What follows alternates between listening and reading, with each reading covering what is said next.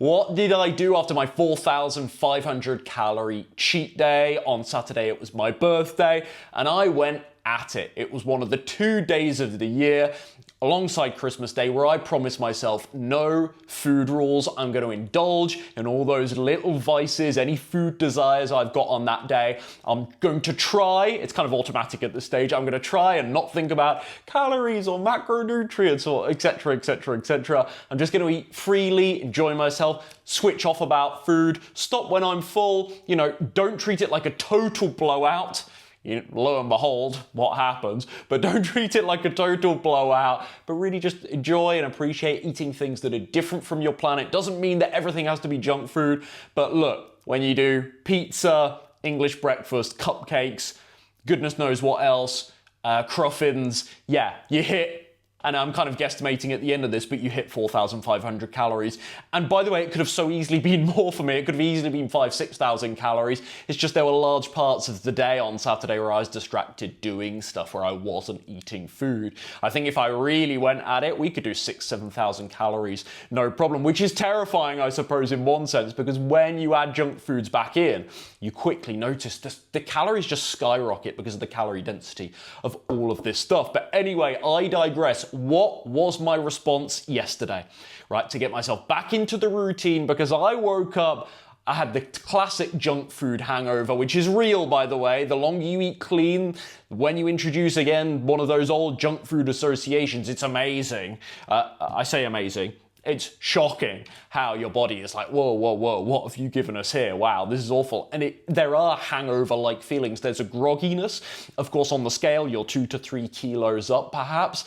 And the puffiness, the bloat, both in the face and the body, the abs not being quite as sharp. They weren't on Sunday morning. My face, the jawline was less visible. I had these big bags and big puffy cheeks. And, it's not a nice feeling. And this is where people quite understandably slip into, okay, now I need to do something extreme, something aggressive to sort of make up for it. So on Sunday, did I do a juice cleanse or some kind of detox? Did I slash my calories really hard and aggressively as a result to compensate for what I'd overeaten the previous day? Did I run on the treadmill for 2 hours in the gym to burn it all off to compensate? Short answer, absolutely not. No. In fact, I did something really simple, but often overlooked. Just got back to my normal plan. That was it. Just went back to the plan that I know works anyway, that keeps me relatively lean and controlled with food anyway. Why would I ever question how effective that plan is when it's frankly changed my life, when it really, really works? And I think this is a trap that a lot of people are falling into by not doing this, by overcompensating, by doing something really restrictive, cutting out all their carbs the next day, running like a 1,000 calorie deficit the next day because they're kind of calculating, well, I probably ate 1,500 calories the previous day, as though the body necessarily works like that it is really just input, output. Not really. Metabolism kind of responds in real time. That's, again, a different video for a different day, perhaps. But yeah, that sort of compensatory stuff. No, I didn't do any of that. I did my normal breakfast, one of my normal lunches from my rotation, normal afternoon snack as I always do, normal dinner, normal evening snack as I've been doing lately. That was it. My usual step count, 8 to 10,000 steps. I hit the gym. It was a gym day yesterday, but I just did my normal routine. There was no sitting on the recumbent bike, sweating my brains out to try and burn off 500 calories in a hurry after my strength session. There was no prolonged strength session with the justification of, I've got to burn all these calories off. I just did my normal routine. It was steady, low volume. It was a good workout. It was a challenging workout, but it wasn't so intense that I was leaving, seeing black and white stars, almost about to faint because I'd been punishing myself so harshly. And then, of course, you have the massive appetite spike because the workout is so intense that then you just find yourself back in the restrict binge cycle anyway as a response to all of that. No, none of that stuff, just normal routine with both food and exercise. And I wake up this morning and the lower ab veins are coming back through. The face is a little bit less puffy. I haven't checked myself on the scale, but I dare say I'll be 1 to 2 kilos down. I know my body very well. I'll be 1 to 2 kilos down again for sure from yesterday. And just already we're getting back to the shape I was in on my birthday morning at the start of that whole little chaotic, let's be honest, day of eating, that whole cheaty day of eating. Why do I do this? Why do I just get back to my normal routine and not do what is so tempting and actually in many cases so logical and siphon off lots of calories to compensate, do something maybe more aggressive with the exercise? Why do I not do any of these compensatory measures the next day? Well, it's because I know two things. Number one is that most of the bloating, that puffiness, that smoothness the next day is actually from water and it's not fat gain. And this is huge. This is something people really, really get wrong, is they think that that jump on the scale they have the next day is all fat. Oh my goodness. It's all the water from the sodium, likely increased carbohydrate. I had that huge pizza the night before at the end of my birthday. And so I've got all this extra water beyond usual sitting in my system. Not to mention, hey, elephant in the room, all that extra food volume. I'm not used to that much food volume. And so even though I eat a very high volume, high fiber diet with lots of low calorie density food so I can eat these big meals and feel satisfied, that's part of my normal plan, yes. But still it doesn't compare to adding in the vast amounts of junk food that I had the prior day, the vast amounts of food volume entirely that I had the prior day. And so that's why I have peace of mind that just getting back to my normal plan is the fix, it is the medicine, and not, I don't need to do something compensatory or super restrictive, because most of the gain, most of the way I'm feeling the following day, the grogginess, the sluggishness, the physical side of things, the bloat as well, all of that is very, very temporary, and they're not necessarily signs of fat gain, although that is the obvious reaction in the morning, because you feel, quite simply, fatter. The scale makes you think, hey, I might be fatter here.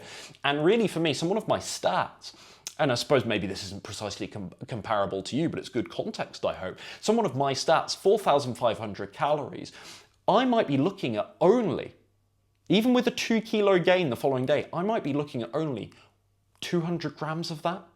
Maybe, let's be generous with it, let's be conservative about it, let's say 300 grams. 300 grams of body fat from all that extra food, because most of it is just water. So a tenth, let's say, maybe 15% at a push of my weight gain yesterday morning was only body fat, only that. And that is, and of course, nobody wants to put on body fat. I'm not like, yay, body fat, extra 15%, extra 300 grams body fat. But the speed at which that comes off when I get back to my plan is no problem whatsoever. Again, the catch here, the caveat is, if your plan actually works. If you don't have a good plan that gets you results and feels sustainable, then of course, no, getting back to your normal plan won't be as effective.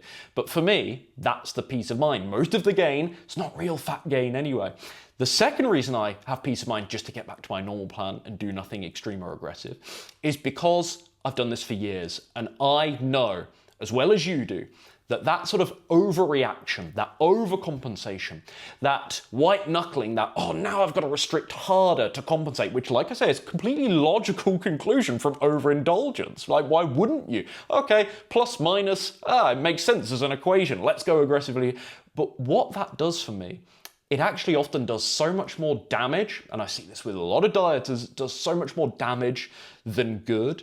It actually does so much more damage than the initial cheat day ever does, because again, it can trigger that sort of restrict hard binge loop, and you just stay in this perpetual state of like one good week, like one crazy weekend, oh, I'll do the Monday restart thing, and nobody does Monday restarts anyway, is my skeptical view on that one. But let's say you do the Monday restart. It doesn't matter because you've gained a bunch of body fat and then obviously all the water, and then you punish in the week, and then by Thursday, Friday, the cracks are starting to show. There's only so long you can suppress the hunger, override the cravings from doing something so aggressive anyway, and then boom, you just trigger that next crazy binge relapse. So ironically, that attempt to compensate for all the extra food on my birthday, had I yesterday gone hard, I think I'd have actually made it way worse. I think I'd already be binging in about the next 2 to 3, this is all speculative, but it's not speculative, this is my diet history.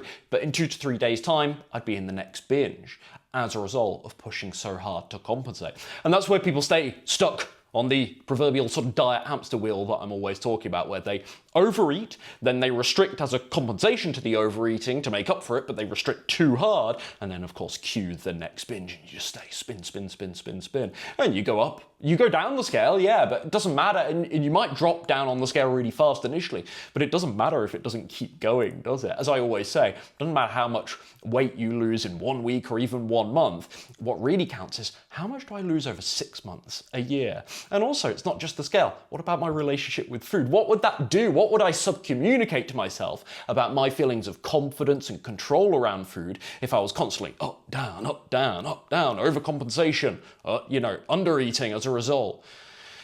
Binging, like what does that do in terms of my confidence that, yeah, I'm strong, this is all a bit cliche, isn't it? The affirmations, I'm strong, I'm controlled, I can trust myself with bad food, I don't need to eat a food just because it's there in front of me. No, thank you very much.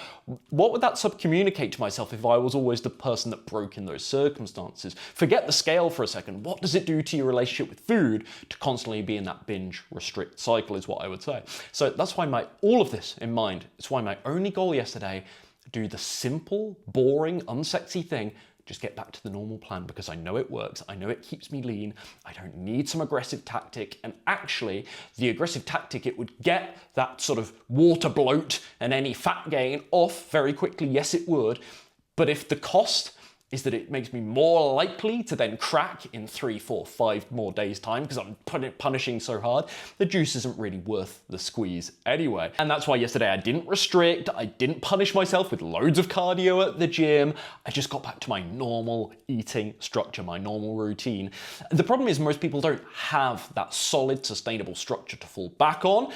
So if you're plant-based and you're stuck in that binge restrict cycle that I've described here, I have created something specifically for this. It's called Slim and Sustain Foundations. Really excited for this.